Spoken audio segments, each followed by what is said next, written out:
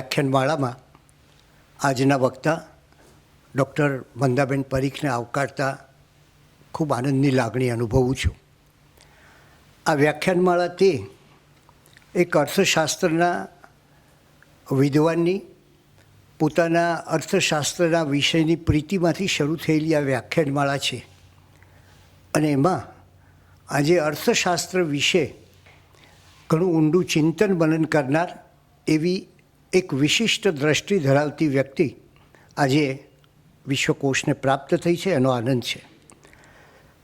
Principal આર.એલ. Sanghvi એચ.એલ. Commerce કોલેજમાં 30 વર્ષ સુધી એમણે આચાર્યપદ કર્યું અને આચાર્યપદ દરમિયાન એ કોલેજે ગુજરાતના શિક્ષણ જગતમાં એક આગવી પ્રતિષ્ઠા હાંસલ કરી.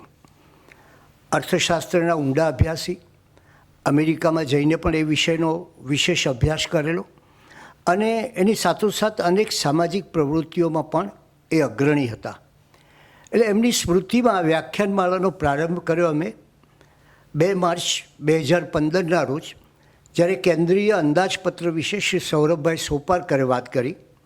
22 મે 2015 આપણા બ્રહ્માંડની ઓળખ વિશે પંકજ જોશીએ વાત કરી. 9મી માર્ચ 2016ના દિવસે આર્થિક સ્વતંત્રતા, જરૂરિયાતો અને ભયસ્થાનો વિશે હેમંતકુમાર શાહે કહી.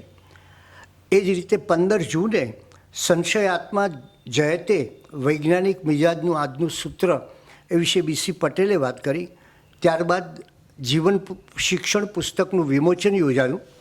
એ પછી 16મી ઓગસ્ટ 2017 લગભગ આ 2020 એ સમયે ડૉક્ટર મંદાબેન પરીખનું વિશ્વના વર્તમાન આર્થિક પ્રવાહો અને ગાંધી વિચાર વિશે એક વ્યાખ્યાન હતું. ત્યારબાદ ડૉક્ટર યોગેન્દ્ર કે અલગ એમણે ગુજરાતના વિકાસની દિશા, દિનેશભાઈ શાહે નેનો ટેકનોલોજી અને કવિતાનો આનંદ, અને આજે આપણે સૌ ડૉક્ટર મંદાબેન પરીખ પાસેથી કોરોના અને ભારત સામેના આર્થિક પડકારો, આ બહુ જ સાંપ્રત વિષય છે અને એને વિશે એમની પાસેથી આપણે વાત સાંભળીશું.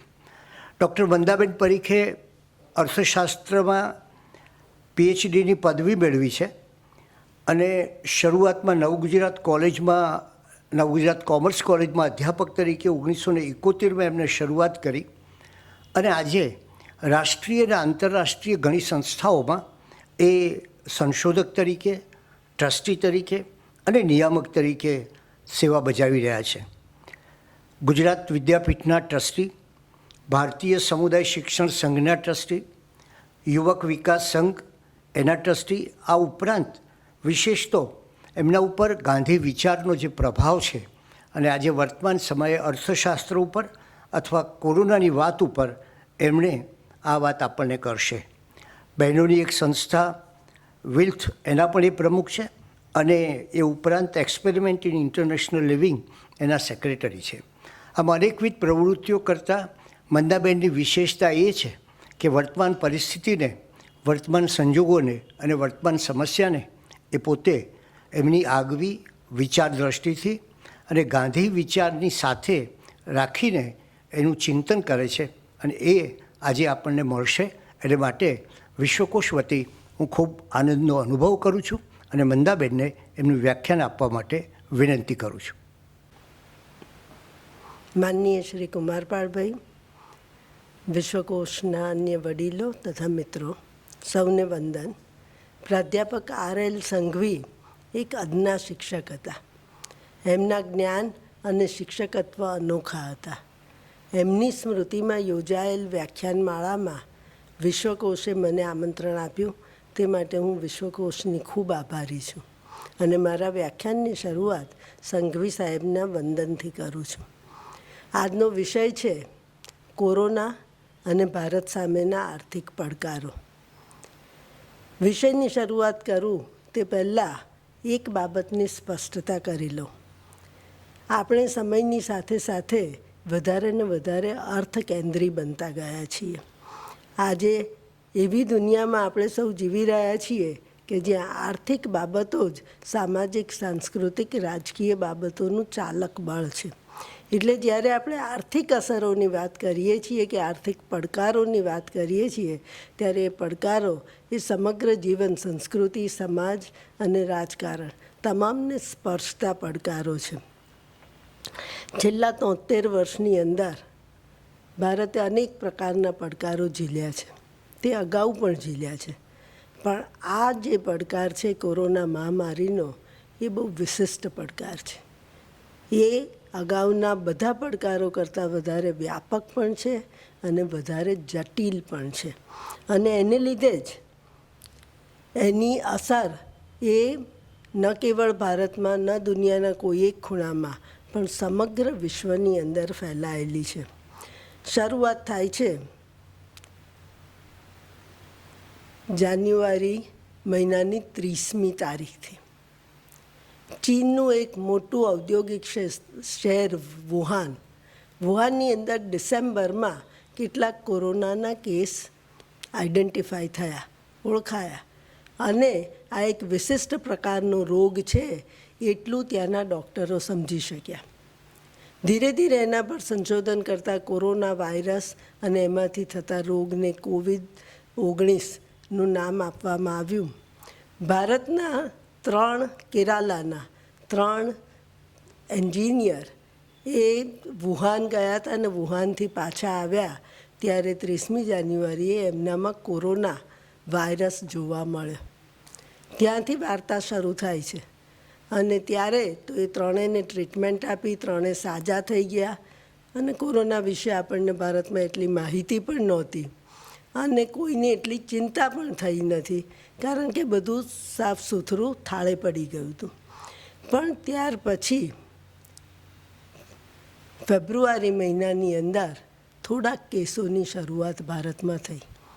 પણ તેમ છતાં હજી આપણે દુનિયા કરતાં ઘણા પાછળ હતા. દુનિયા આખીની અંદર ત્યારે મોટા પ્રમાણમાં આનું સંક્રમણ વધવા માંડ્યું હતું. લગભગ ફેબ્રુઆરીના આખર સુધીમાં 50 જેટલા દેશોની અંદર કોરોના વાયરસ પહોંચી ગયો હતો. ભારતમાં હજી શરૂઆત હતી અને એ શરૂઆતને જ આપણે બહુ જ સમજપૂર્વક, બહુ જ હિંમતપૂર્વક સીધા લોકડાઉનથી રોકવાનો પ્રયત્ન કર્યો. 11મી માર્ચ 2020ના રોજ WHOએ એને વૈશ્વિક મહામારીના નામે જાહેર કરી. એ પહેલાં પણ જાન્યુઆરીમાં એ ઇન્ટરનેશનલ કન્સર્નની માંદગી તરીકે તો આને ડિક્લેર કરી જ ચૂક્યું હતું. પણ એશિયા અને આફ્રિકાના દેશોની અંદર આ મહામારીની અસર ખૂબ ઓછી હતી. જ્યારે માર્ચની 25મીએ આપણે કોરોના સામે લડવા માટે લોકડાઉનની શરૂઆત કરી ત્યારે આપણે ત્યાં માત્ર 350 કેસ હતા. એ 350 કેસ વધતા આજે આપણે વિશ્વમાં પહેલા નંબરે છીએ. 70,000 કેસ રોજ નવા આઈડેન્ટિફાય થાય છે. 50 લાખથી વધારે લોકો સંક્રમિત થઈ ચૂક્યા છે. એટલે કોરોનાનો જે ઝડપથી ફેલાવો થયો અને લોકડાઉન ચાલુ હતું એ દરમિયાન પણ ફેલાવો થતો રહ્યો. 350થી 40,000 થતાં માત્ર 20 દિવસ લાગ્યા અને 40,000થી એક જ મહિનાની અંદર 2,45,000 થઈ ગયા અને ત્યાંથી આગળ વધીને 6 લાખ, 7 લાખ અને આજે 30 લાખ.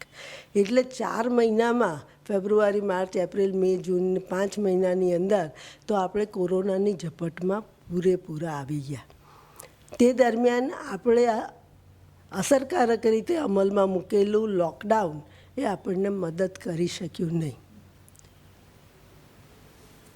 દુનિયાભરમાં જ્યાં જ્યાં લોકડાઉનનો ઉપયોગ થયો છે એ બધા કરતાં આપણું લોકડાઉન વધારે સખત હતું.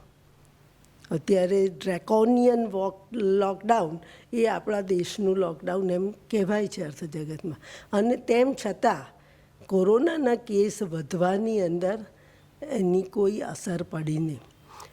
ના તો આપણે આ 70 દિવસના લોકડાઉન દરમિયાન પૂરતી સુવિધાઓ ઊભી કરી શક્યા, ના પૂરતા ટેસ્ટિંગ કરી શક્યા, ના પૂરતી સારવાર ઉપલબ્ધ કરાવી શક્યા. એટલે આખો દેશ બેબાકળો બની ગયો.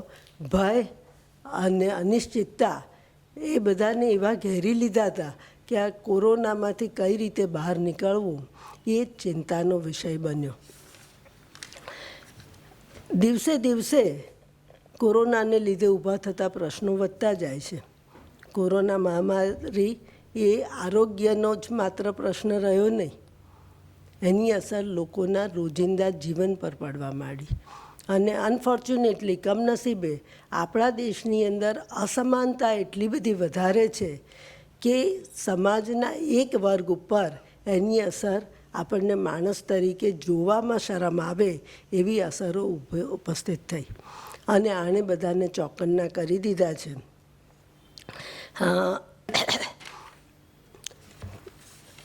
કોરોનાની જેટલી અસર આપણા અર્થતંત્ર પર, આપણા સમાજ પર દેખાય છે, એટલી જ અસર કોરોનાની એટલી જ અસર લોકડાઉનની પણ આપણા સૌ ઉપર લાગે છે. લોકડાઉન એ કોરોનાને માત કરવા માટેનો જ એક ઉપાય હતો. સામાજિક દૂરી એ કોરોનાને માત કરવા માટેનો જ ઉપાય હતો. પણ તેમ છતાં આ બંનેની પોતાની સ્વતંત્ર અસરો પણ ઊભી થઈ. અને એક જે પાસું આપણે કોઈએ લોકડાઉન થયું ત્યારે કલ્પ્યું નહોતું, અનફોર્ચ્યુનેટલી સરકારે પણ કદાચ એ કલ્પ્યું નહોતું, એ માઇગ્રન્ટ્સનો પ્રશ્ન. એટલા બધા લોકો પોતાના વતન છોડી અને બીજી જગ્યાએ કામ કરવા જાય છે એનો અંદાજ એટલે સામાન્ય જનને તો હતો જ નહીં.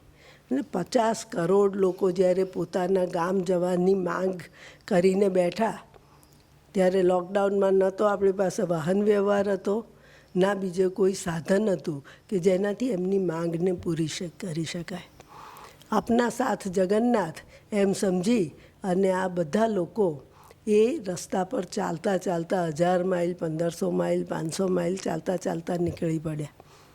આ નીકળવા પાછળનું કારણ એક જ હતું કે લોકડાઉને એમની આવક છીનવી લીધી હતી. આમે આપણે ત્યાં કેઝ્યુઅલ લેબર તરીકે, જેને રોજમદારો કહીએ, રોજમદારો તરીકે કામ કરતા કે નાના સૂક્ષ્મ સેલ્ફ એમ્પ્લોયડ, પોતાને સ્વરોજગારી આપનારા એવા લોકો પાસે એવી ઝાઝી આવક હોતી નથી. પણ તો પણ આપણને કલ્પના નહોતી કે 15, 20, 25 દિવસ પોતાના જીવનને ટકાવી રાખી શકે એટલું પણ એ લોકો વર્ષોની નોકરીમાંથી ભેગું કરી શક્યા નહોતા, કે વર્ષોની આર્થિક પ્રવૃત્તિમાંથી ભેગું કરી શક્યા નહોતા. ન ખાવાની વ્યવસ્થા, ન સૂવાની વ્યવસ્થા, ન વાહન વ્યવહારની વ્યવસ્થા. આ પરિસ્થિતિની અંદર લાખો લોકો જે રસ્તા પર નીકળી ગયા એણે બધાને ચોકન્ના કરી દીધા. અને તે દિવસથી આ લોકડાઉન કઈ રીતે આપણા અર્થતંત્રને અસર કરે છે એના ઉપર જુદા જુદી કક્ષાએ, જુદા જુદા લેવલે એ ઘણી વાતો થવા માંડી. એનીવે સંક્રમણનો દોર તો ચાલુ જ રહ્યો અને લોકોને આઇસોલેટ કરી અને એક બાજુ પર રાખવા, સંક્રમણને શોધવું, એ માટે વધારેમાં વધારે ટેસ્ટિંગ કરવું, એવા WHOના આગ્રહ છતાં આપણે 1 મિલિયને 1000થી વધારે ટેસ્ટ કરી શક્યા નથી. અને એ પણ છેલ્લા દોરમાં. શરૂઆતના 3 મહિના સુધી તો ટેસ્ટિંગનું પ્રમાણ બહુ ઓછું રહ્યું. એને લીધે કોરોના સંક્રમિત લોકો આપણી વચ્ચે વચ્ચે ફરતા રહ્યા. એ વસ્તુ સમજતા આપણને બહુ વાર લાગી કે એસિમ્પ્ટોમેટિક પેશન્ટ એ કેટલો જોખમકારક છે. જેનામાં કોઈ સિમ્પટોમ્સ નહોતા એ માણસ પણ કોરોનાને ફેલાઈ શકે એ વાત આપણા ધ્યાનમાં નહોતી. અને પરિણામ સ્વરૂપે ઘણા બધા કસ્બાઓમાં, ઘણી બધી જગ્યાઓએ, આમે ભારતની ભૂગોળ બહુ જટિલ ભૂગોળ છે ને એ જટિલ ભૂગોળની અંદર ઠેર ઠેર ઠેર કોરોના ઘૂસી ગયો. ને મૂળ જે લોકડાઉનનો ખ્યાલ હતો કે સામાજિક દૂરી જળવાઈ રહે, 2 માણસો એકબીજા સાથે ભેગા ના થાય, વ્યક્તિ એક જગ્યાએથી બીજી જગ્યાએ જાય નહીં એટલે એનામાં હોય સંક્રમણ તો હોય ત્યાંનું ત્યાં અટકી રહે, એ વાત બાજુએ રહી ગઈ. અને લોકડાઉનની કોઈ અસર મેં અગાઉ કહ્યું એ પ્રમાણે થઈ નહીં આને રોકવા માટે. આનો શું અર્થ? કોરોનાથી આમ તમે જુઓ તો જેટલા મૃત્યુ થયા છે એ મૃત્યુ કંઈ એટલા મોટા નથી. આપણા દેશમાં તો કુપોષણથી એનાથી વધારે લોકો મરે છે, કેન્સરમાં એનાથી વધારે લોકો મરે છે, ડાયાબિટીસમાં એનાથી વધારે લોકો મરે છે. એટલે મૃત્યુની સંખ્યા એટલી બધી મોટી નથી. પણ કોરોનાને રોકવા માટેના જે ઉપાયો છે એ ઉપાયો આપણા માટે ખૂબ જ ડેન્જરસ છે, ખૂબ જ ભયાવહ છે, અર્થતંત્રને અસર કરનારા છે. એટલે અત્યારે આપણે જે આર્થિક અસરોની ચર્ચા કરી રહ્યા છીએ, આર્થિક અસરો એ બંનેની છે. કોરોનાની તો છે જ, એનાથી જે અનિશ્ચિતતા ઊભી થઈ છે એની છે, પણ સાથે સાથે એને માટે લેવાયેલા ઉપાયોની પણ છે. સૌથી મોટી અસર કોરોનાની સીધી જ જે બધાની નજરમાં આવી છે રોજગારી પર થઈ છે. કામકાજ બંધ થયા ને આ દેશનું અર્થતંત્ર એવું છે કે જેની અંદર 91% લોકો એ અસંગઠિત ક્ષેત્રમાં કામ કરે છે. આખું ખેતીનું ક્ષેત્ર એમ ગણો કે મોટે ભાગે અસંગઠિત છે. સેવાઓનું ક્ષેત્ર ગણો તો એમાં અસંગઠિતનો ભાગ બહુ મોટો છે. મોટા ઉદ્યોગોને બાદ કરતાં નાની નાની વસ્તુઓ બનાવનારા, આપણી જીવન જરૂરી વસ્તુઓને ફાઇનલ રૂપ આપનારા મોટાભાગના લોકો અસંગઠિત ક્ષેત્રની અંદર છે. અને આ ક્ષેત્રની શોક એબ્સોર્બ કરવાની, આઘાત સહન કરવાની શક્તિ ખૂબ ઓછી છે. ફોર્ચ્યુનેટલી સદનસીબે ખેતીની અંદર જે લોકો છે એ લોકો કુદરતના આઘાતો સહન કરવા ટેવાયેલા છે, એને લીધે એમની પાસે એક પ્રોટેક્ટિવ મિકેનિઝમ છે. પણ આ જે ઉદ્યોગો સાથે જે લોકો કામ કરે છે એ ઉદ્યોગો સાથે કામ કરનારા માણસો પાસે આવું પ્રોટેક્ટિવ મિકેનિઝમ નથી. અને એને લીધે આ બધા લોકો, કેટલી બધી મોટી સંખ્યાની અંદર લોકોએ રોજગારી ગુમાવી. રોજગારી એટલે શું? વર્લ્ડ બેન્કે વોઇસીસ ઓફ પુઅર નામનું એક ચોપડી બહાર પાડી છે, જેની અંદર દુનિયાભરના ગરીબ લોકોના ઇન્ટરવ્યૂ લીધા છે, બેરોજગાર લોકોના ઇન્ટરવ્યૂ લીધા છે. અને મોટા ભાગનાની વાતમાં જે આવે છે આ છે કે અમને રોજગારીનો નકાર એ અમારા અસ્તિત્વના નકાર જેવું લાગે છે. ગાંધીજી પણ કહેતા હતા. ગાંધીજી આખા દેશની અંદર ફરી આવ્યા અને પહેલું આવી અને એમનું પહેલું સંશોધન જો કોઈ કહીએ તો પહેલું સંશોધન એ હતું કે આ દેશને ગરીબીનો પ્રશ્ન નડતો નથી, પણ આ દેશને બેરોજગારીનો પ્રશ્ન નડે છે. અને જ્યાં સુધી તમે બધાને રોજગારી આપી શકો નહીં, જ્યાં સુધી જે ખાય છે એને પોતાનું ખાવાનું ઉત્પન્ન કરવાનો હક આપી શકો નહીં, એને માટેનો અવકાશ આપી શકો નહીં, ત્યાં સુધી આ સમાજને સુગ્રથિત સમાજ તરીકે આપણે વિકસાવી શકીએ નહીં. એ તૂટેલો સમાજ છે, એ ડિવાઈડ થયેલો સમાજ છે, એ સમાજ એના પોતાની અંદર ઉલઝેલો સમાજ છે. એટલે એમ્પ્લોયમેન્ટ એ જીવન માટે જરૂરી વસ્તુ છે.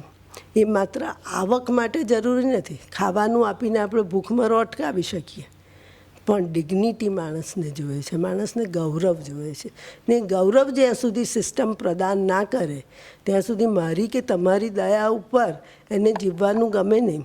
એટલે મોટો સવાલ એ આ રોજગારીનો આવીને ઊભો રહ્યો કે આટલા બધા લોકો, 12 કરોડ લોકોએ નોકરી પહેલાં જ એપ્રિલ મહિનામાં ગુમાવી, લોકડાઉન પછીના પહેલાં જ વખતમાં. 12 કરોડ લોકોને ફરીથી નોકરી આપવી કઈ રીતે?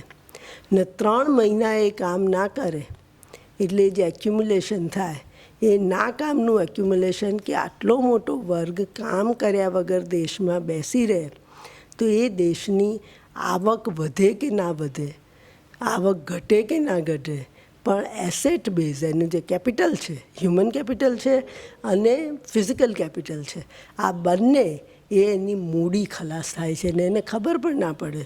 જ્યારે વાપરવા તમે કાઢો ત્યારે સોનાનો ચારું દાટી રાખ્યો અને વાપરવા કાઢો ને અંદરથી સોનાની મોર એક કે નીકળે જ નહીં.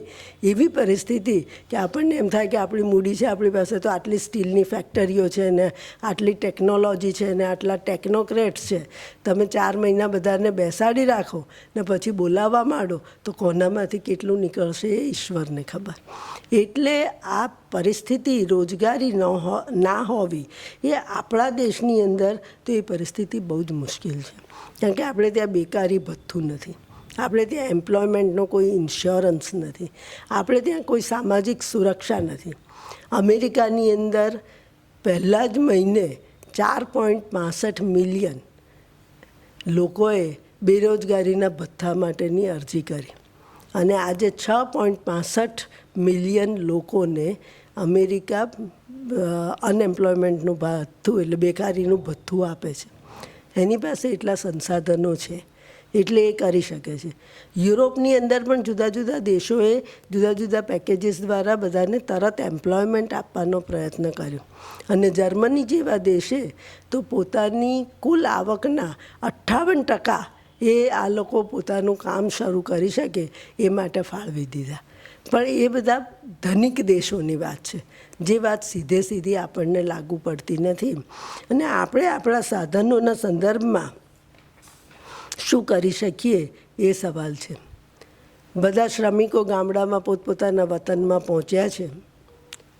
આ શ્રમિકોને 2 જ ઓપ્શન છે. એમના ઘરમાં કંઈ ખાવાનું હોત તો એ લોકો ગયા જ ના હોત શહેરમાં. એટલે ઘરમાં પણ એમને પોષી શકે એવી તાકાત નથી જ્યાં એ ગયા છે ત્યાં. ગામની અંદર એક સ્કીમ સરકારની છે કે જે ચાલે છે, જેને કહે છે મહાત્મા ગાંધી મનરેગા, કે જેને એમ્પ્લોયમેન્ટ માટેની સ્કીમ છે. અને આપણે 10 વર્ષ પહેલાં રાઇટ ટુ એમ્પ્લોયમેન્ટ સ્વીકાર્યો હતો. અને એ સંદર્ભની અંદર ગામડામાં દરેક બેકાર વ્યક્તિને રોજગારી આપવાની સરકારે જવાબદારી લીધી છે. 100 દિવસની રોજગારી, એટલે કે એ એનું નભાવી શકે, એ જીવી શકે, નભાવી તો નહીં પણ જીવી શકે એટલું વેતન એ આ મનરેગા હેઠળ મળે છે. પણ મનરેગાના બજેટ પણ લિમિટેડ છે ને એકી સામટા આટલા બધા લોકોને પોષવાની મનરેગાની પણ તાકાત નથી. શહેરમાં આ સ્કીમ નથી, એટલે શહેરમાં જે લોકો રહ્યા છે બેકાર એમને માટે કંઈ નથી. પણ આ બધા જે બેકારો થયા એ બધા ગ્રામીણ અર્થતંત્ર ઉપર બોજારૂપ થવા માંડ્યા. અને એક જે સામાજિક દૂરીની એક જે સામાજિક અસર પડી છે એ આ છે કે તને કંઈ થાય તો મને એની ચિંતા નથી. હું અને તું સ્વતંત્ર છીએ, એટલે હું મારી જાતને બચાવી શકું તો મારે મારા ભાગમાંથી જો કોઈને આપવાનું હોય, મનરેગાના 100 દિવસની રોજગારીમાંથી મારે 50 બીજા કોઈને આપી દેવાની હોય 50 દિવસની, તો એ મને મંજૂર નથી હોતું. એટલે ગામમાં પણ આ લોકો મુશ્કેલીમાં મુકાયેલા છે. પણ રોજગારીનો પ્રશ્ન એ સૌથી વધારે ગંભીર પ્રશ્ન બન્યો. ઇવન નોકરીઓ, જેની અંદર પૂર્ણ સમયની નોકરી છે અને જેની અંદર સામાજિક સલામતી આપેલી છે, એમાં પણ 22% જેટલો ઘટાડો થયો. એટલે એ ઘટાડો પણ બહુ મોટો છે. 9થી 10%નો અનએમ્પ્લોયમેન્ટ રેટ એ તો વિશ્વની મહામંદી વખતે હતો. એના કરતાં પણ આ રેટ ઘણો મોટો થયો છે. એટલે રોજગારી ઉપરની અસર એ એક બહુ જ ગંભીર અસર આપણે ત્યાં થઈ છે. બીજી એવી જ કોરોનાની સીધી અસર જે અર્થતંત્ર પર જોવા મળે છે એ ગરીબી પરની અસર. આ દેશમાં ગરીબી તો વધારે છે જ. આપણો દેશ ધનિક લોકોનો ગરીબ દેશ છે. પણ આપણી આર્થિક નીતિઓની અંદર ગરીબો લગભગ ઇનવિઝિબલ રહ્યા છે. એડમ સ્મિથ જે અર્થશાસ્ત્રના પિતા છે, એમણે છેક 1776ની અંદર કહ્યું હતું કે પુઅર આર ઓલવેઝ ઇનવિઝિબલ. અને કેપિટલિઝમ, બજારની સિદ્ધાંત ઉપર ચાલવાવાળા એ આજ સુધી, આજે એ વાતને 250 વર્ષ થઈ ગયા, પણ આજે પણ એ જ બાબત છે કે પુઅર્સ આર ઇનવિઝિબલ. 21%ની પોવર્ટીમાંથી આ લોકડાઉન અને આ કોરોના દરમિયાન આપણી ગરીબી એ લગભગ 42% સુધી પહોંચી છે. એટલે સમાજનો જાડી ગણતરીમાં કહીએ તો અડધો ભાગ અથવા અડધા ભાગથી થોડુંક ઓછું. આટલા બધા ગરીબ લોકો છે, એમને ગરીબીમાંથી બહાર કાઢવાની મોટી સમસ્યા એ આપણી સમક્ષ આવીને ઊભી છે. વિકાસની દોડમાં આપણને એમ થાય કે બ્રિજો બંધાવવા જોઈએ, ડેમ બંધાવવા જોઈએ, આપણે અણુ ધડાકા કરવા જોઈએ, આપણે ડિજિટલ પ્લેટફોર્મ્સ ક્રિએટ કરવા જોઈએ. આ બધાની વિરુદ્ધ કોઈ નથી. પણ એ બધામાં જો આ લોકોને સામેલ નહીં કરી શકીએ તો 42% ગરીબી સાથે કોઈ દેશ જીવી ના શકે. એણે ગરીબીમાંથી લોકોને બહાર કાઢવા જ પડે. માત્ર માનવતા ખાતર નહીં, પણ અર્થતંત્રને ચલાવવા માટે પણ. અને યુરોપ, અમેરિકા બધામાં એ લોકો ગરીબીને માત કરી શક્યા, ત્યાર પછી જ વિકાસની રાહ ઉપર ચડી શક્યા છે. એટલે ગરીબીનો પ્રશ્ન જ્યાં સુધી આપણે ઉકેલીએ નહીં, ત્યાં સુધી વિકાસના કાર્યક્રમો પણ આપણે અસરકારક રીતે કરી શકીશું નહીં. ત્રીજો જે પ્રશ્ન છે એ આપણી કુલ આવકોમાં થયેલો ઘટાડો. કોઈ પણ આવકનો ઘટાડો અથવા તો કોઈ પણ વસ્તુમાં ઉપરથી નીચે જવું એ વધારે જોખમી અને વધારે મુશ્કેલ કામ હોય છે. ભારતની અંદર રાષ્ટ્રીય આવક ઉપર સીધી અસર આ કોરોનાની થઈ છે ને પહેલાં જ મહિનાથી પહેલાં એમ હતું કે ખાલી આપણે વૃદ્ધિ દર નહીં મળે ને 0% ગ્રોથથી પણ આપણે આ મહામારીને પાર કરી જઈશું. મે મહિનો આવ્યો એટલે એમ થયું કે ના 0 ગ્રોથથી તો આ તો નેગેટિવ જવા માંડ્યું. 16-17% જેટલું ઉત્પાદન તમે વર્ષના 2 મહિના નથી થયું એમ ગણો તો પણ એટલું ગુમાવો તો સ્વાભાવિક રીતે આવકોની અંદર તો ઘટાડો થાય જ. 5% ઘટાડો, 10% ઘટાડો, 16% ઘટાડો.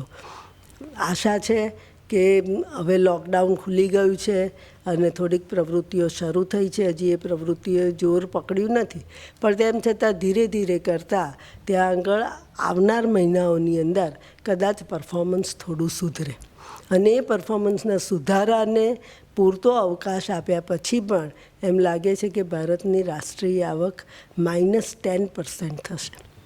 એબ્સોલ્યુટ એમાઉન્ટમાં રાષ્ટ્રીય આવકમાં ઘટાડો થયો હોય એવો આ પહેલો બનાવ છે. અને એ પહેલાં 79-80ની અંદર એકવાર રાષ્ટ્રીય આવક 0.5%થી ઘટી અને તોય બધા ચોકન્ના થઈ ગયા હતા. ને આ તો 10%નો ઘટાડો ને એ પણ એના પહેલાંની ખરાબ આર્થિક પરિસ્થિતિ પછી. 1970 અને 18 બંને વર્ષ રાષ્ટ્રીય આવકની વૃદ્ધિની દૃષ્ટિએ ખરાબ હતા. ડિમોનેટાઇઝેશન અને જીએસટી બંનેની અસરને લીધે આમ પણ નાના એકમો, ઉદ્યોગો એ બધા તકલીફમાં હતા જ અને એમના ગ્રોથ રેટમાં સારો એવો ઘટાડો થયો હતો. પણ કોરોનાએ આ આંકડાઓને વધારે વિપરીત કરી નાખ્યા અને બધાને નેગેટિવમાં લઈ આવ્યા. એટલે કે ઔદ્યોગિક ઉત્પાદન નેગેટિવ, સેવાઓનું ઉત્પાદન નેગેટિવ, કુલ રાષ્ટ્રીય આવક પણ નેગેટિવ. ખેતીની અંદર શું અસર પડી એ શોધવાનું જરા મુશ્કેલ છે. માર્ચ મહિનાની અંદર એટલે બધા પાક તૈયાર થઈ જાય અને પાક લેવાનો લણણીનો એ સમય.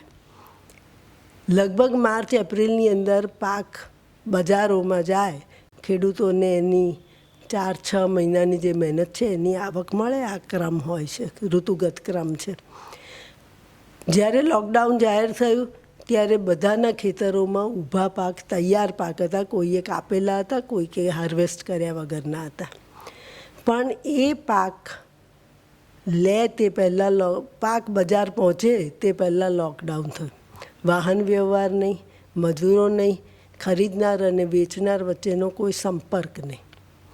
આને પરિણામે ઘણા બધા નાના ખેડૂતો, મોટા ખેડૂતો તો તોય મહેનત કરી અને ક્યાંક ખરીદાર પાસે પહોંચી શક્યા. પણ નાના ખેડૂતોએ પોતાના ખેતરમાં સ્થાનિક લોકોને વસ્તુઓ વેચવા માંડી. કારણ કે ખેડૂત માટે રોકડની જરૂરિયાત એની બહુ જ મોટી જરૂરિયાત હોય છે. એ જ્યારે કોઈ પણ પાક વાવે છે ત્યારે એની પાસે જે કંઈ આવક હોય એ આવક એ પાક ખેતીમાં રોકી દે છે. એટલે એને કેશની એટલી ઉતાવળ હોય છે એટલે નાના ખેડૂતોએ તરત ને તરત પાક વેચવા માંડ્યો અને આમાં 25%-50% ભાવ ઓછા મળ્યા. આનો કોઈ ડેફિનેટ મોટો સર્વે થયો નથી કે જેને આધારે આટલો ઘટાડો એમ કહી શકીએ. પણ ઉત્પાદનથી સામાન્ય રીતે રાષ્ટ્રીય આવક મપાતી હોય છે ને એ દ્રષ્ટિએ જુઓ તો ખેતીની અંદર ઉત્પાદનમાં ઘટાડો થયો નથી, ખેડૂતોની આવકમાં ઘટાડો થયો છે. આપણે ત્યાં ખેતી અને ખેડૂતની આવક એ બે વચ્ચે મોટું અંતર હોય છે. આ આખા કૃષિ અર્થતંત્રની એક વિશિષ્ટ સ્ટ્રક્ચર છે. પણ એની વાત કરવાનો આ સમય નથી. પણ મહત્ત્વની વાત એ છે કે ખેડૂતોની આવકોની અંદર ઘટાડો થયો ને ખાસ કરીને નાના અને સૂક્ષ્મ ખેડૂતોની આવકમાં ઘટાડો થયો. ઉદ્યોગોની અંદર મેં હમણાં જ કહ્યું કે બહુ ભારે અસર થઈ ખાસ કરીને નાના અને મધ્યમ કદના ઉદ્યોગોને. આપણા દેશમાં 6 કરોડ ઔદ્યોગિક એકમો છે. એ 6 કરોડમાંથી માત્ર 1.5 લાખ એકમો એ એવા કદના છે કે જેની પાસે સામાજિક સુરક્ષા હોય, સામાજિક સલામતી હોય, જે આખા દિવસની નોકરી ઓફર કરતા હોય, નોકરીની તક આપતા હોય. બાકીના બધા 6 કરોડના એ નાના નાના ઉદ્યોગો છે. સરકારે જ્યારે લોકડાઉન જાહેર કર્યું ત્યારે ઉદ્યોગોને અપીલ કરી હતી કે તમારે ત્યાં જે કામદારો છે એમના પગાર તમે કાપશો નહીં ને એમને પગાર આપજો. ઘણા લોકોએ એને પોઝિટિવ પ્રતિસાદ પણ આપ્યો, પણ એ બધાને અંતે માત્ર 33% લોકોને એપ્રિલ મહિનાનો પગાર મળ્યો અને મે અને જૂન મહિનાનો પગાર તો એથી પણ ઓછા લોકોને મળ્યો. એટલે આવકોની અંદર બહુ જ મોટો ઔદ્યોગિક ક્ષેત્રે ઘટાડો થયો. દૈનિક રોજી પર જે લોકો કામ કરતા હતા, નાના મોટા ધંધા કરતા હતા, એ લોકોના ધંધા તો બિલકુલ બંધ થઈ ગયા. ચીનમાંથી આયાતો બંધ કરી એટલે ઘણા બધા જે એના ઇન્ટરમીડિયેટ્સ પર, એના રસાયણો પર આધારિત હતા એ બધા બંધ થઈ ગયા.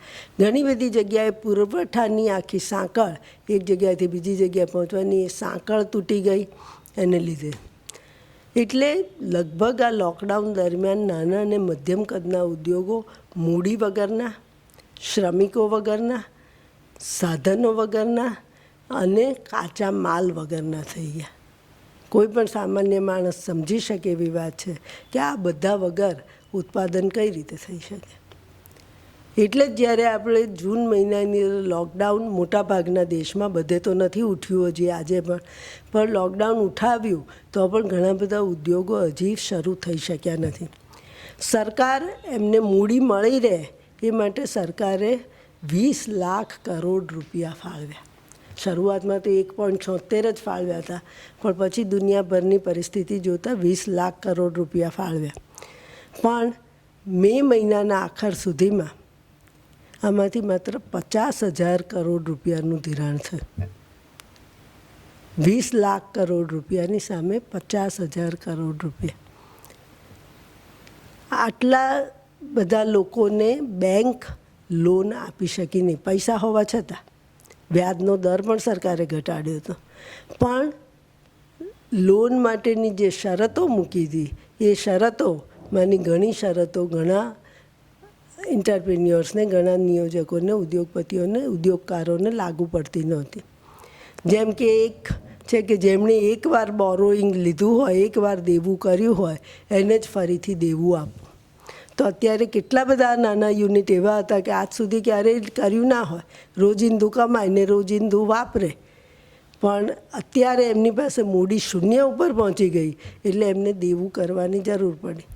તો આપણી જે રાહતના પેકેજ છે એ એમના માટે ખુલ્લા નથી. હવે આવા તો અસંખ્ય લોકો છે કે જે નાની ઓફિસો લઈને બેઠા છે, નાના પ્રોફેશનલ્સ છે, કે આવા પકોડાવાળા કે ચાની કીટલીવાળા કે ઘણા બધા કે જેમની પાસે, જે પહેલી વાર બોરોવર તરીકે બેંક પાસે જવા માગે છે. એટલે આ પ્રશ્ન હજી ઊભો છે કે એમનું શું કરવું, કારણ કે એમને તપાસવા પડે. બેંક કોઈ પણ બોરોવરને એમ આંખ મીચીને તો પૈસા આપી ના દઈ શકે. એટલે આ એક ગૂંચવાયેલો પ્રશ્ન છે જેનો હજી ઉકેલ નથી થયો. આવા ઘણા પ્રશ્નો આ જે રાહતના પેકેજને બને છે એની અંદર, જેમ કે હમણાં કૃષિ, અને કોરોના સાથે નહીં પણ કૃષિની અંદર વરસાદ સામે રક્ષણ આપવા માટે, કારણ કે અત્યારે ખેડૂતોની સ્થિતિ ખરાબ છે, સરકારે એક રાહત પેકેજ નક્કી કર્યું. એમાં દક્ષિણ ગુજરાતની અંદર 2 દિવસમાં 48 કલાકમાં 35 ઇંચથી વધારે વરસાદ પડે હોય એવા વિસ્તારના ખેડૂતોને મદદ કરવી, અને દક્ષિણ ગુજરાત સિવાયના ગુજરાતની અંદર 2 દિવસમાં 25 ઇંચથી વધારે વરસાદ પડ્યો હોય એવા વિસ્તારોની અંદર ખેડૂતોને મદદ કરવી. ઇમેજિન, તમે ડેટા લઈને બેસો તો કેટલા વર્ષ એવા હશે કે જ્યારે 2 દિવસમાં 35 ઇંચનો વરસાદ એટલે 1 દિવસમાં 17-18 ઇંચનો વરસાદ, કે 2 દિવસની અંદર 25 ઇંચનો વરસાદ એટલે 10-12. તો આવી સ્કીમો એ નાના માણસો સુધી પહોંચી શકતી નથી. એટલે કોરોનાને લીધે જે આવકની અંદર ઘટાડો થયો છે એ આવકનો ઘટાડો એ બહુ ઓછા લોકો એના બદલામાં કંઈક આવક મેળવી શક્યા છે. જેમને ધિરાણ કે આવક મળ્યું છે એ લોકો પણ બીજા, મેં અગાઉ કહ્યું એમ, બીજા સાધનો જૂટાઈ નથી શકતા અને એને કારણે એમની પ્રવૃત્તિ થતી નથી. એટલે બીજી મોટી અસર એ ઉદ્યોગો અને સેવાઓ ઉપર પડી છે.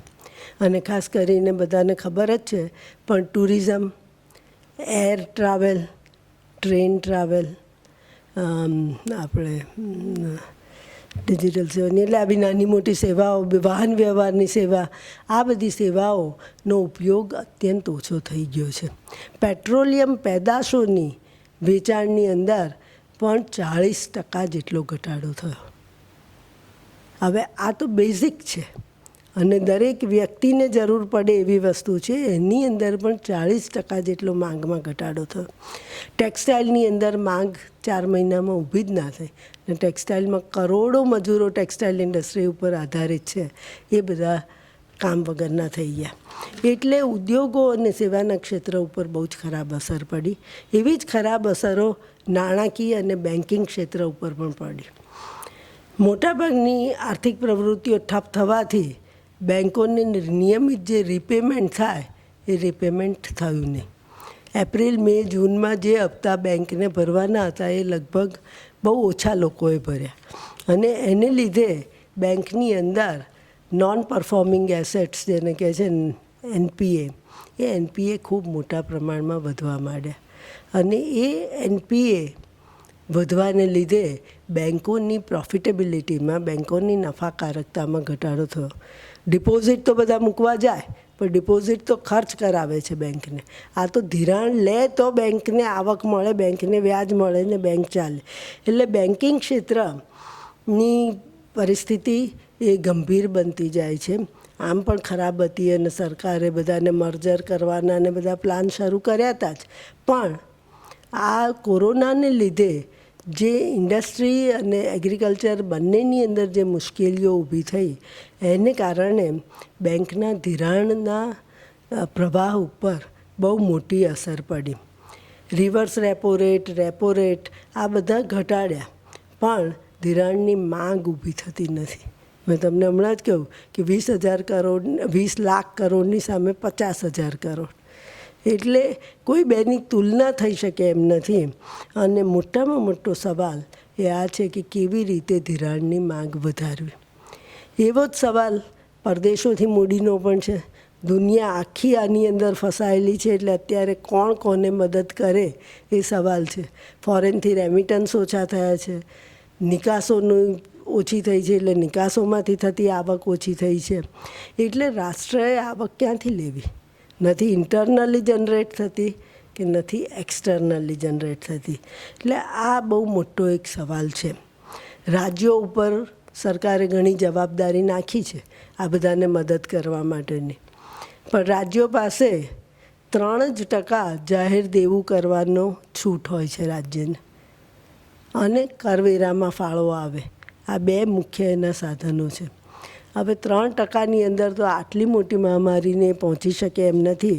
એટલે રાજ્ય અને કેન્દ્રના જે નાણાકીય સંબંધો છે એ નાણાકીય સંબંધોને પણ ફરી એકવાર તપાસવાની, જોવાની, રિવ્યૂ કરવાની આવશ્યકતા ઊભી થઈ છે. પણ અત્યારે તો બેંક દર એ ફુગાવાના દરથી પણ ઓછો છે. આ બેનો તફાવત, ફુગાવાનો દર એ જેટલો વધારે હોય એટલે તમારા રૂપિયાનું મૂલ્ય ઘટતું જાય છે, રિયલમાં એની ખરીદ શક્તિ ઘટતી જાય છે. બેંક દર એ બેંક જે રેટે તમારી પાસેથી ધિરાણ ઉપર જે દર લે છે, વ્યાજનો દર, એ બેંક રેટ છે. હવે આ બંને વચ્ચે સામાન્ય રીતે ફુગાવાના દર કરતાં બેંક રેટ ઓછો હોય તો તમને તમારા પૈસાનું મૂલ્ય ઓછું થઈ ગયું છે અને રેટ તમારે ભરવો પડે છે. એટલે કે તમને નુકસાન જાય છે ખરીદ શક્તિના સંદર્ભમાં. અત્યારે એવી પરિસ્થિતિ થઈ ગઈ છે કે ધિરાણ તમારે માટે નફાકારક રહ્યું નથી અને એને લીધે ધિરાણ આપનાર અને ધિરાણ લેનાર બંને પક્ષે એક પ્રકારની સુસ્તી, એક પ્રકારની મંદી એ તમને જોવા મળે છે. એટલે આમ તમે જુઓ તો આખું અર્થતંત્ર એ બેહાલ થઈ ગયું છે એમ કહીએ તો ચાલે. અને આ ટૂંકા ગાળા માટે બેહાલ થયું છે કે લાંબા ગાળા માટે બેહાલ થયું છે એ મહત્ત્વનો પ્રશ્ન છે. કોરોના મહામારીએ આપણને બધાને ઊંચા નીચા તો કરી દીધા છે. કોઈ પણ પ્રકારના ભેદભાવ વગર એ બધે ફેલાયો છે. ટાઈમ્સ ઓફ ઇન્ડિયાનો હજી ગઈકાલે જ રિપોર્ટ હતો, ગઈકાલે નહીં, સોરી, 3 દિવસ પહેલાં, કે કોરોના હવે ગામડાઓમાં પહોંચવા માંડ્યો છે અને 54% કેસ એ ગ્રામીણ જિલ્લાઓમાંથી આવે છે.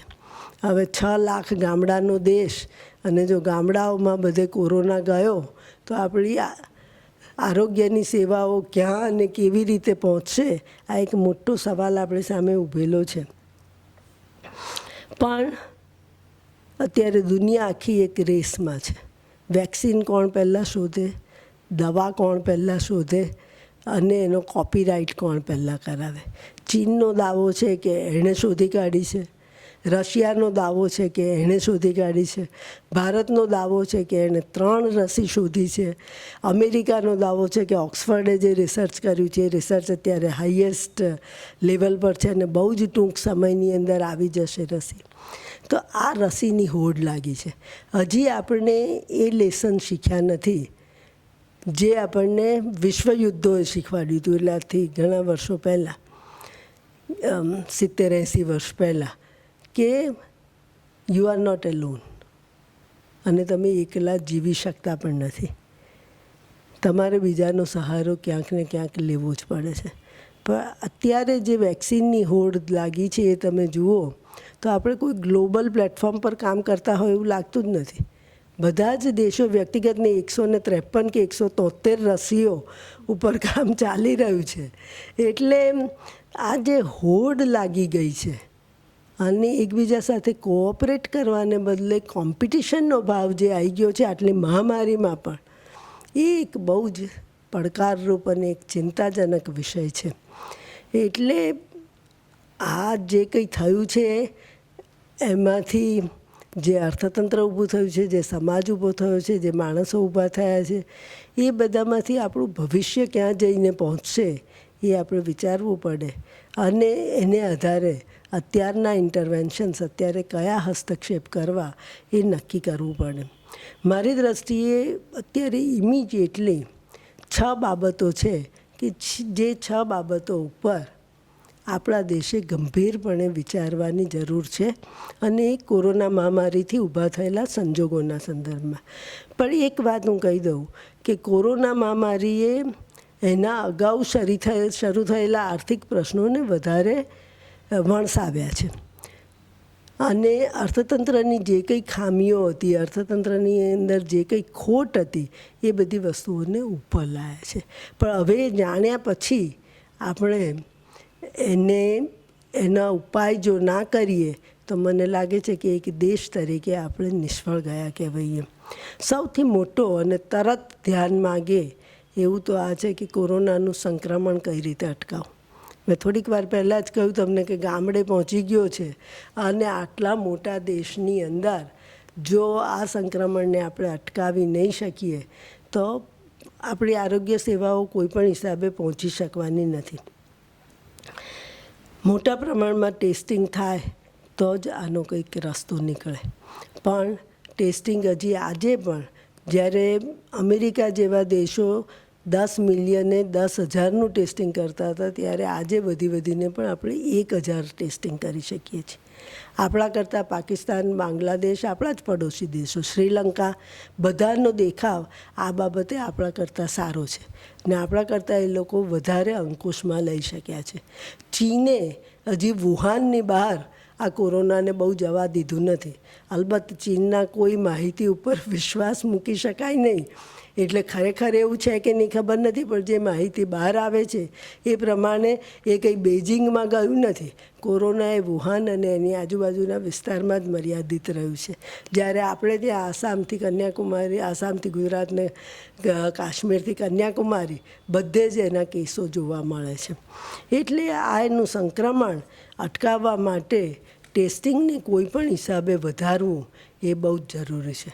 મૃત્યુદર ઉપર આપણે આશ્વાસન લીધા કરીએ એ બહુ યોગ્ય નથી. મૃત્યુદર ઓછો છે ને એના ઘણા કારણો છે. કેટલાક બાયોલોજિકલ કારણો પણ છે અને કેટલાક આપણા જીવનશૈલીને લગતા કારણો પણ છે. પણ મૃત્યુદર ઓછો છે એટલા માટે આપણે આને બહુ ગંભીરતાથી ના લઈએ એ વસ્તુ બરાબર નથી. રસી ઉપર આધાર રાખીને બેસી રહીએ એ પણ બહુ બરાબર નથી. કારણ કે રસી શોધાય પછી એને બધા સુધી પહોંચતા તો ઘણો લાંબો વખત થાય.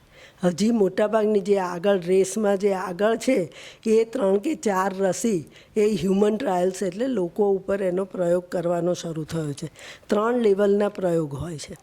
એ 3 લેવલના પ્રયોગ આજે જોયું અને આજે નથી એટલે એ વાત પૂરી થઈ ગઈ એવું નથી હોતું. એનું 6 મહિના વરસ એ ત્યાં સુધી એની અસર કેવી એ વ્યક્તિમાં રહે છે એ જોવું પડે. આજે કદાચ ના થાય તમને કંઈ અને 3 મહિના પછી થાય પણ ખરું. એટલે આ હ્યુમન ટ્રાયલ્સ એ લાંબો સમય માગે એવી વસ્તુ છે. અને એ સમય આપ્યા પછી પણ એ સમય એનું ઉત્પાદન થાય એટલે એને માટે ટેકનોલોજી એ પણ કામ અત્યારે શરૂ થઈ ગયું છે અને બહુ પૂર ઝડપે ચાલે છે.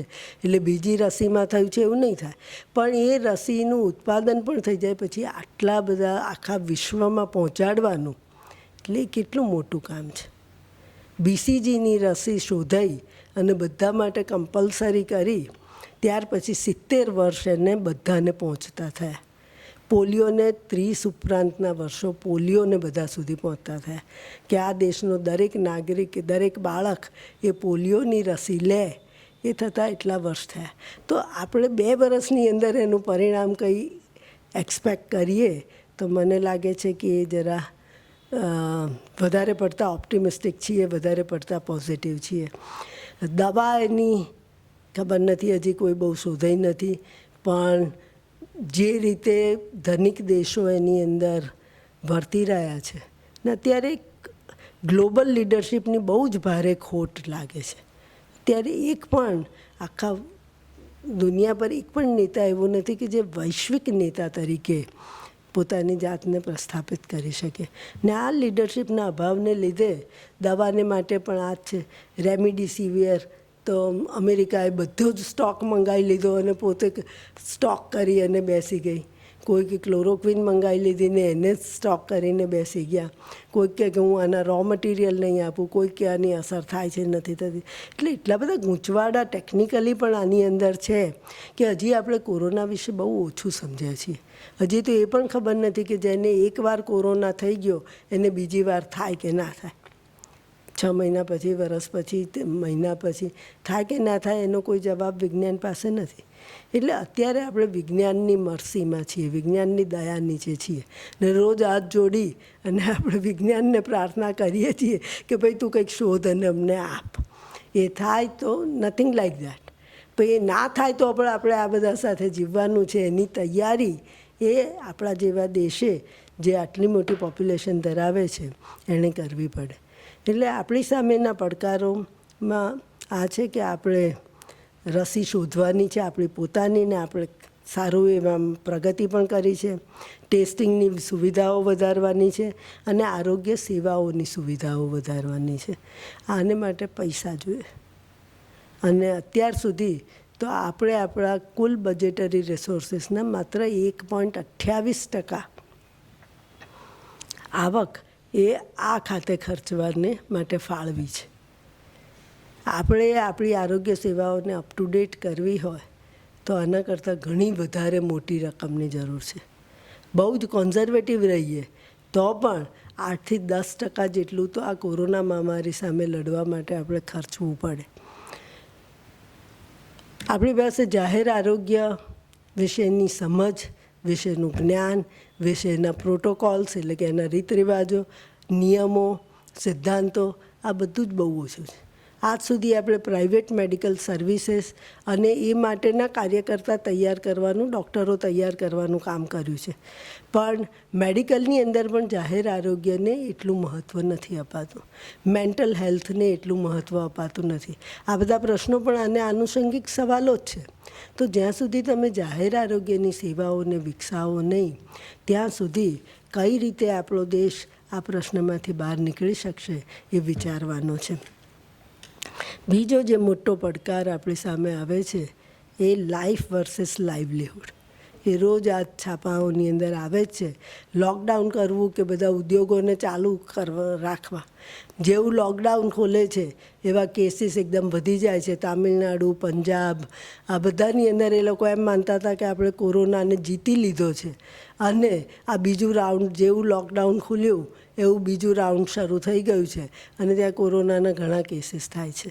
તો લોકડાઉન અને કોરોના, આ બેમાંથી શેની પસંદગી કરવી? જે લોકો બેકાર થયા છે, જેમને આવક નથી, જેમને ખાવાનું મળતું નથી, એ લોકો કહે છે કે અમે કોરોનાથી મરીએ કે ભૂખમરાથી મરીએ, શું ફેર છે?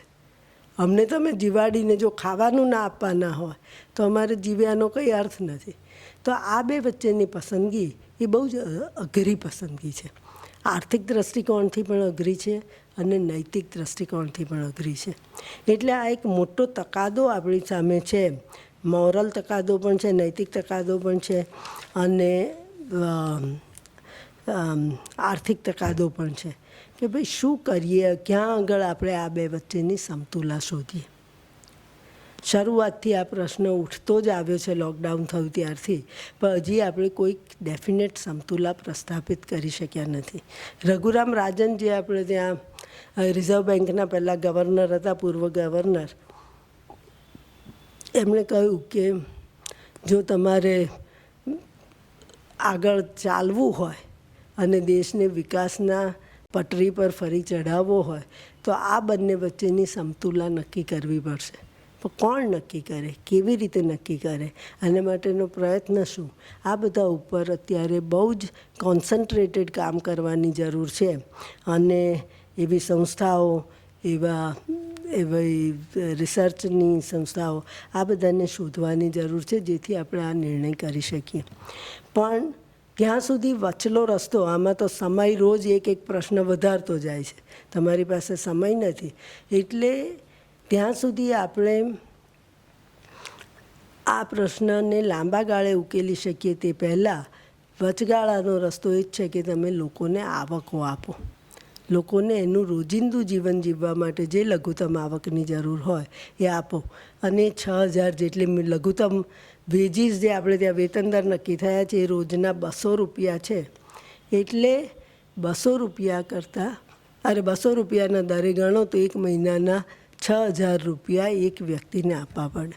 તો કોરોનાથી જે એફેક્ટેડ છે એ વ્યક્તિઓને તમે આ આવક આપો તો કદાચ આ શરૂઆતનો જે બ્રેક થ્રુ કરવાનો છે, એકવાર જે સાયકલ વિકાસની ફરીથી ચાલુ કરવાની છે, ઉત્પાદનની ચાલુ કરવાની છે, એમાં કંઈક ગતિ આવે. આ ખરેખર અસરકારક છે કે નહીં એ જાણવા માટે લંડનની સ્વાન યુનિવર્સિટીના પ્રોફેસર ગાય, એણે અમદાવાદ સ્થિત સેવા સંસ્થા એની સાથે એક પ્રયોગ આદર્યો અને મધ્યપ્રદેશના 12 ગામોની અંદર 2,000 લોકોને 6,000 રૂપિયાની માસિક આવક આપી. જે ગામ એમણે પસંદ કરે એ ગામમાં એક ઘરમાં આવક વહેંચી. એટલે કોઈ પસંદગી નથી કરી, કોઈ માપદંડ નથી લીધો કે ગરીબ છે કે પૈસાવાળો છે કે ખાઈ શકે એવો છે કે નથી ખાઈ શકે એવો, પણ બધાને આવક આપી. અને 2 મહિના પછી એ આવકનો ઉપયોગ એ લોકો શું કરે છે એનો સર્વે કર્યો, અને એમાં જોયું તો આ મોટાભાગના લોકો, અને ખાસ કરીને નાના લોકોએ આ આવકનો ઉપયોગ કંઈક ને કંઈક આર્થિક પ્રવૃત્તિ શરૂ કરવાની અંદર કર્યો હતો. જે આપણી સામાન્ય માન્યતા છે કે મફતનું મળે એટલે લોકો ગમે તેમ વેડફી કાઢે, એવું નથી, એવું આ સર્વેની અંદર દેખાયું. અને એના પછી એ લોકોને વિશ્વની ઘણી બધી સંસ્થાઓ યુનિવર્સલ બેઝિક ઇન્કમને નામે કે સાર્વત્રિક બધાને બેઝિક ઇન્કમ અત્યારે આપો, અને આપણા દેશે પણ 80 કરોડ લોકોને મફત રેશન અને કેશ ટ્રાન્સફર કરવાનું નક્કી કર્યું છે. અને એ રીતે આ ચક્રને ચાલુ રાખવાનો પ્રયત્ન કર્યો છે.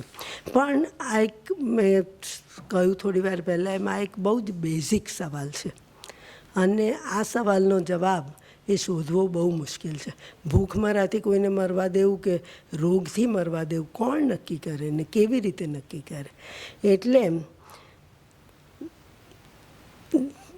જાગવું પડશે, વિચારવું પડશે, જોડાવવું પડશે, તો જ આ પ્રશ્નને આપણે માનવીય રીતે ઉકેલી શકીશું. મને ફ્રાન્સિસ પોલે હમણાં જ જ્યારે કોરોના મહામારી વધી ત્યારે મને લાગે માર્ચ કે એપ્રિલની અંદર જ એમણે સંબોધન કરતાં કહ્યું હતું કે we were not shaken awake by war on injustice across the world. કેટલા બધા અન્યાયની સામે લડનારાઓ આવ્યા, પણ આપણે એ કોઈથી જરાય જાગ્યા કે હાલ્યા નહીં. Nor did we listen to the cry of the poor. આપણે ગરીબોની હાય કોઈ દિવસ સાંભળી નહીં. Nor our ailing planet. આપણી માદી પડતી જતી પૃથ્વીનો અવાજ પણ આપણે સાંભળ્યો નથી. We carried on and on regardless thinking that we would stay healthy in the world that is sick. જે દુનિયા માદી છે એમાં આપણે હેલ્ધી રહીશું એમ દરેક જણ માને છે કે મને કંઈ નહીં થાય. હવે આ માન્યતાથી જો આપણે જીવીએ તો એક બેઝિક મોટા ટ્રાન્સફોર્મેશનની જરૂર છે. એટલે આ પડકાર એ ઇકોનોમિક ટ્રાન્સફોર્મેશનનો છે, આ પડકાર એ પોલિસી મેકિંગનો છે, આ પડકાર એ નૈતિકતાના નવા મૂલ્યોને પ્રસ્થાપિત કરવાનો છે. અને એ પડકાર આપણે જેટલું ઝડપથી એને ઝીલીએ એટલું મને લાગે છે કે આપણે સારા કામ આપણે આમાંથી વધારે સફળતાથી બહાર નીકળી શકીશું. બીજો જે પડકાર છે આ નાના અને મધ્યમ કદના ઉદ્યોગો, જેમને મેં ઘણી વાત એની આગળ કરી જ છે, પણ એમના મહત્ત્વને સ્વીકારવાની વાત છે. કારણ કે આ ઉદ્યોગો એ આખા ઔદ્યોગિક ક્ષેત્રની કરોડરજ્જુ જેવા છે. દેશની અંદર સર્જનાત્મકતાને જાળવવાની જવાબદારી એ આ લોકોની છે. નવી ટેકનોલોજીના પ્રયોગો કરવાની જવાબદારી એ આ લોકોની છે. મોટા ઉદ્યોગે ના કરી શકે, એ નાના ઉદ્યોગો જ કરે. એમની રિસર્ચ લેબ કરે, પણ રિયલ લાઈફ એક્સપેરિમેન્ટ નાના ઉદ્યોગો જ કરી શકે. અનેક લોકોને જુદી જુદી જગ્યાએ કામ કરી અને રોજગારી આપવાની જવાબદારી આ લોકોની છે. જો આ જે શ્રમિકોનો પ્રશ્ન થયો, સ્થળાંતરિત શ્રમિકોનો, એ પ્રશ્નને કાયમ માટે એવોઇડ કરવો હોય તો સેન્ટ્રલાઇઝેશનને બદલે ડિસેન્ટ્રલાઇઝેશન કરવાની જરૂર પડે. અને ડિસેન્ટ્રલાઇઝેશન કરવું હોય તો પણ આ નાના અને મધ્યમ ઉદ્યોગો જ આપણને મદદરૂપ થાય. પણ સમહાઉ ઓર અધર આપણી પોલિસીની અંદર મોટા ઉદ્યોગો તરફ આપણે જેટલા રિસોર્સિસ ખર્ચીએ છીએ, એમને માટે જેટલી અનુકૂળતા કરીએ છીએ, એટલી અનુકૂળતા આ લોકો માટે થઈ શકતી નથી. એ સમજી શકાય એવી વસ્તુ છે કે કોઈ પણ સેવા, કોઈ પણ કામ એ નાના ઉદ્યોગો માટે કરવું હોય ત્યારે એની સંખ્યા એટલી બધી મોટી હોય છે કે એ સંખ્યાને લીધે કામનું ભારણ વધી જાય છે. એટલે મોટાભાગની સેવાઓ જે છે એ સેવા ક્ષેત્ર આપણું મોટા ઉદ્યોગો સાથે જોડાયેલું હોવાને લીધે આપણને આ નાના ઉદ્યોગો એટલી ઝડપથી ઊંચા આવતા દેખાતા નથી. પણ અસમાનતા, અસુરક્ષા, બિનસલામતી આ બધું જો વધતું જ હશે ઔદ્યોગિક ક્ષેત્રની અંદર તો સહજ છે કે વાયોલન્સ વધશે અને એકબીજાનો તિરસ્કાર વધશે, એકબીજા સાથેનું ડિવિઝન વધશે. એટલે આ વસ્તુઓમાંથી આપણે જો નીકળવું હોય તો આ નાના અને મધ્યમ કદના ઉદ્યોગોનો વિકાસ કરવો જોઈએ. ચોથો જે આપણો પડકાર છે એ ગ્રામીણ અર્થતંત્ર તરફ જોવાનો. ગ્રામીણ અર્થતંત્ર અને શહેરી અર્થતંત્ર બે જુદા જુદા અર્થતંત્રોની જેમ આપણે ત્યાં વિકસ્યા છે. અને આ 70 વર્ષે પણ આપણે એનો વચ્ચે કોઈ બ્રિજ બનાવી શક્યા નથી, કોઈ જોડાણ એ બે વચ્ચે કરી શક્યા નથી. તમે કોઈ પણ ઇન્ડેક્સ લો, સેનિટેશનની લો, શિક્ષણની લો, રોજગારીની લો, આવકોની લો, કોઈ પણ લો તો તમને જોવા મળશે કે શહેર કરતાં ગામડું પાછળ જ હોય. શું કામ એવું હોવું જોઈએ? કોઈક ગામ આગળ પણ હોય ને કોઈક ગામ પાછળ પણ હોય, કોઈક શહેર આગળ પણ હોય ને કોઈક શહેર આવી 2 વે આ બંને સરખી રીતે એ આપણે ત્યાં ટ્રીટ થતા નથી. ને એને પરિણામે ગ્રામીણ અર્થતંત્ર જે 50% ઉપર લોકોને નિભાવે છે, જેમને આજીવિકા આપે છે, એ ક્ષેત્ર એ પાછળ પડી ગયું છે. ગાંધીજી તો માનતા હતા કે આ દેશ ગામડાઓ જીવશે તો જ આ દેશ જીવી શકશે, ને જો ગામડાઓ નહીં જીવે તો આ દેશ પણ જીવી નહીં શકે. એ માનતા હતા કે ગમે તેટલો શહેરોનો વિકાસ કરો પણ જો એ ગામડાનો નાશ કરીને શહેરો વિકસે તો એ નહીં ચાલે. શહેરને ગામડા વગર નહીં ચાલે, ગામડાને શહેર વગર ચાલશે. તો એ જે ગ્રામ સ્વરાજની વાત છે કે ગ્રામીણ અર્થતંત્રને વિકસાવવાની વાત છે, એ ગ્રામીણ અર્થતંત્ર એના તરફ લક્ષ્ય આપણા પોલિસીનું જાય એ બહુ જ જરૂરી છે. અને મનરેગાને જો સારી રીતે આપણે એનો અમલ કરીએ તો મનરેગા આપણને એક ટૂલ, એક સાધન આપે છે કે જેનાથી આપણે ગ્રામીણ અર્થતંત્રને વિકાસ કરી શકીએ. બાકી વિકાસની ઇન્ડેક્સની અંદર જો આપણે આ લોકોને ઉપર નહીં લાવીએ અને આપણે એમ ધારીએ કે શહેરોમાં જે સરપ્લસ છે એ સરપ્લસને ગામડામાં ધીરે ધીરે ખર્ચતા જઈશું. અત્યાર સુધી આપણે એ જ કર્યું છે. નેશનલ હાઈવે પહેલાં બાંધ્યો છે અને એક ગામને બીજા ગામ સાથે જોડતો રોડ એ આપણે પછી બાંધ્યો છે. તો શહેરોને સમૃદ્ધ કરીને, શહેરોને ગતિશીલ કરીને, શહેરોને વધારે વિકસિત કરીને એમાંથી જે વધારાની આવક પેદા થશે એ ગામડાની અંદર ખર્ચી અને ગામડાને પણ વિકસિત કરી શકીશું. એ જે વાત અત્યારની આધુનિક અર્થશાસ્ત્રની છે એ વાત મને લાગે છે કે આને કોરોના મહામારીએ સ્પષ્ટપણે બતાવ્યું કે ખોટી છે.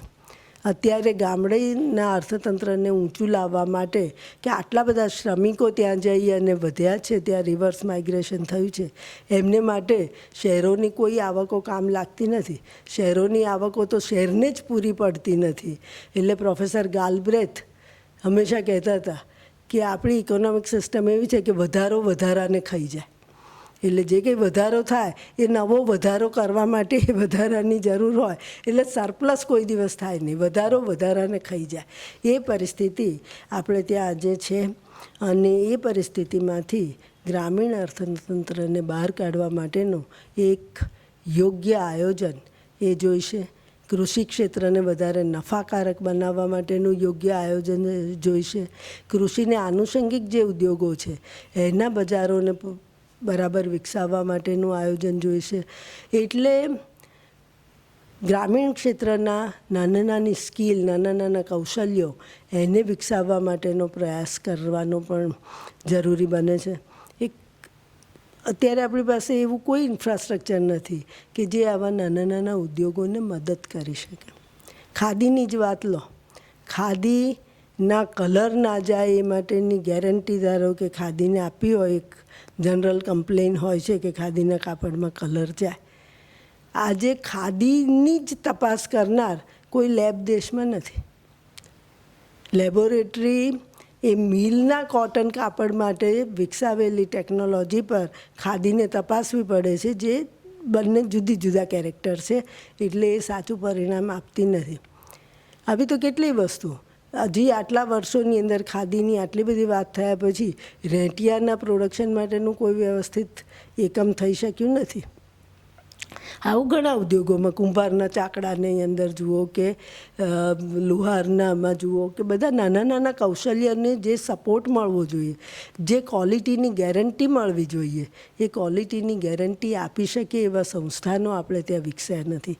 અને એને પરિણામે એક એવી વ્યવસ્થા ઊભી થઈ ગઈ છે કે ગ્રામીણ કે નાનો એન્ટરપ્રિન્યોર 5, 10, 15 વર્ષ કામ કરે. આ તો કોરોનામાં મહામારી આવી, પણ કોરોના ના આવી હોય તો બીજા કોઈ પણ કારણસર એનું આગળ ચાલે નહીં.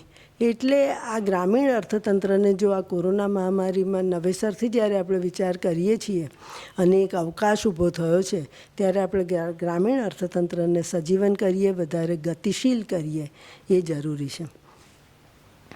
આ બધું કરવા માટે સંસાધનોની જરૂર પડે અને ઈચ્છાની જરૂર પડે.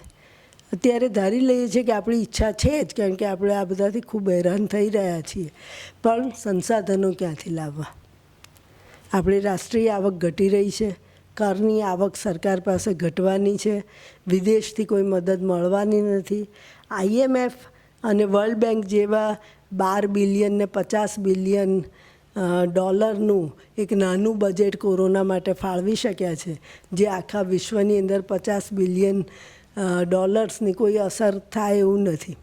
એવી જ રીતે આમ ખરેખર તો આપણા નોબેલ પ્રાઇઝ વિનર અમર્ત્ય સેને એક અંદાજ કાઢી અને $75 ટ્રિલિયન ની જરૂર છે એટલા મૂડીરોકાણની આ કોરોનામાંથી બહાર નીકળવા માટે જરૂર છે.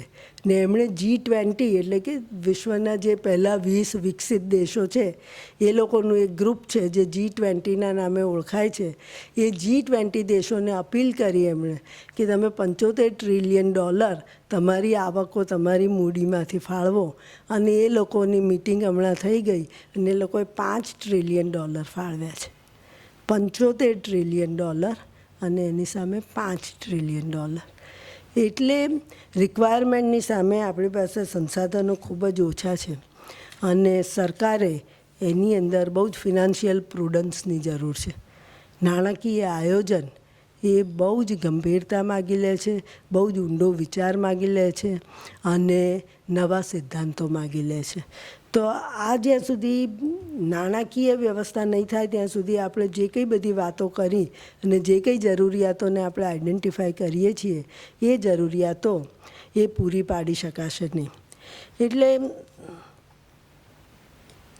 આ સિવાય પણ બીજી ઘણી નવતર સમસ્યાઓ છે. વૈશ્વિકતાની છે, રાષ્ટ્રવાદની છે, બહેનો ઉપરના અત્યાચારોની છે, ઘરની અંદર વધતા જતા વાયોલન્સની છે, આત્મહત્યાના છે, બધા ઘણા પ્રશ્નો છે. મેન્ટલ ડિપ્રેશનના પ્રશ્નો છે, હતાશાના પ્રશ્નો છે, બોર્ડરના પ્રશ્નો છે, ડિફેન્સને લગતા પ્રશ્નો છે. આ બધા પ્રશ્નોમાં ક્યાંક ને ક્યાંક કોરોનાનો સંદર્ભ છે જ. અત્યારે પરિસ્થિતિ એનાથી બદલાયેલી જ છે. પણ જો આપણે આત્મનિર્ભર ભારતનું લક્ષ્ય પણ હાંસલ કરવું છે એટલે ઘણી બધી વસ્તુઓ એકી સામટી આપણી પાસે ભેગી થઈ છે ને આમાં પ્રાયોરિટી પ્રોપરલી નક્કી કર્યા વગર આપણે આગળ કામ કરી શકીશું નહીં. સવાલ હંમેશા એ ઊભો થાય કે શરૂઆત ક્યાંથી કરવી, કયું પહેલાં લેવું. અને મારી દ્રષ્ટિએ શરૂઆત વિશ્વાસ પેદાથી કરવાથી કરવી જોઈએ. જ્યાં સુધી લોકોને, અર્થતંત્રમાં, ઉદ્યોગકારોને, નાણાં સાથે સંબંધિત પ્રોફેશનલ્સને, ઇકોનોમીમાં, આપણા અર્થતંત્રમાં, આપણા સમાજમાં, આપણી સરકારમાં વિશ્વાસ નહીં બેસે ત્યાં સુધી કોઈ મૂડીરોકાણ આવવાનું નથી. વિશ્વાસ બેસે એ માટે ટ્રાન્સપેરન્સીની જરૂર છે, પારદર્શિતાની જરૂર છે. અને એ પારદર્શિતા એ અત્યારે મેં કહ્યું એમ દરેક દેશ પોતાના દેશનું પોટલું મોટું કરવામાં પડ્યો છે. એટલે પારદર્શિતા આંતરરાષ્ટ્રીય ક્ષેત્રે અને આપણા દેશની અંદર પણ ખૂબ ઓછી થઈ ગઈ છે. અને જો પારદર્શિતા ના હોય, અત્યારે મને ખબર નથી કે સરકારનું કોઈ સ્ટેટમેન્ટ હજી ઇસ્યુ થયું નથી કે અત્યારની ધારણા પ્રમાણે ડિસેમ્બર 2020માં ભારતમાં શું હશે. કોરોનાના કેસ વધ્યા હશે, ઘટ્યા હશે, આવકો વધી હશે, આવકો ઘટી હશે, કોઈ ઓફિશિયલ સ્ટેટમેન્ટ નથી. આ જો મને ખબર હોય તો હું એને ધ્યાનમાં રાખી અને મારી પ્રવૃત્તિઓનું આયોજન કરી શકું. આ તો અનિશ્ચિતતાનું બધું જોખમ એ માત્ર વ્યક્તિ ઉપર નાખવામાં આવ્યું છે. અને આને લીધે દેશની અંદર બહુ ભારે અત્યારે ભય, અનિશ્ચિતતા, કંઈક અંશે અરાજકતાનું વાતાવરણ જોવા મળે છે. ઘણું લાંબુ કહ્યું પણ અંતે મારા વક્તવ્યને 2 વાત યાદ કરાવી અને પૂરું કરીશ કે આમાં જે કંઈ આપણે નીતિઓ બનાવીએ, કાર્યક્રમો બનાવીએ, જે કંઈ કરીએ એમાં આપણી માનવીય સંવેદના સૌથી ઉપર રહે અને જે લોકો મુશ્કેલીમાં છે એમના તરફ આપણી નીતિઓ જાય એ ખૂબ જ જરૂરી છે. ગાંધીજીની 2 વાત જો આખા રિસ્ટ્રક્ચરિંગનો ફેઝ ઇન્ડિયામાં આવ્યો છે અને એ રિસ્ટ્રક્ચરિંગના ફેઝની અંદર પુનર્ઘડતરનો આ ફેઝ છે એની અંદર આપણે ગાંધીજીની 2 વાત યાદ રાખીએ. એક તો જ્યારે પણ મનમાં મૂંઝવણ થાય કે શું કરવું ત્યારે સમાજના નાનામાં નાના માણસ તરફ જોજો અને વિચારજો કે તમારી એક્શનથી એના ઉપર શું અસર થશે. અને બીજું ગાંધીજીએ કહ્યું હતું કે આપણી પાસે બધાની જરૂરિયાતો સંતોષવા માટે પૂરતા સાધનો છે પણ કોઈના લોભને સંતોષવા માટે નથી.